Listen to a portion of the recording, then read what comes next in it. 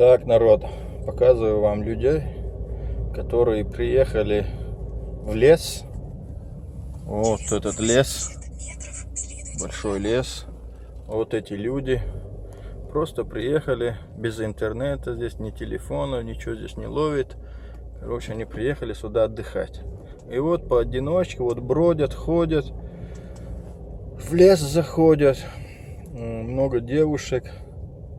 Вот. Они ходят, бродят, короче.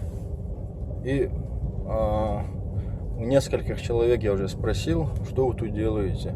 Они говорят, медитацион. ¿Cómo говорится, Олег? Медитацион. Это, короче, люди приехали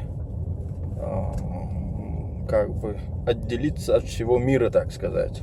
Вот еще девушка идет.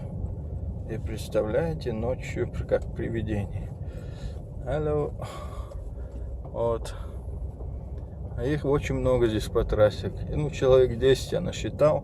Вот так на природе, чтобы остаться, чтобы от всех городских вот этих движений отдохнуть, смуты, всякой жизненной суеты, так сказать.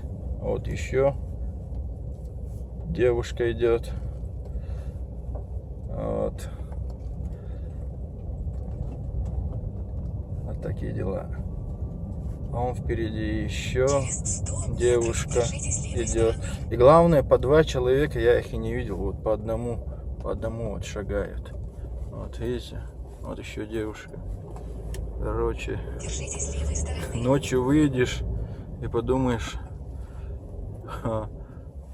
охотники на привидений. Так, мы поехали. Нам GPS говорит держаться левой стороны. Але едем далее.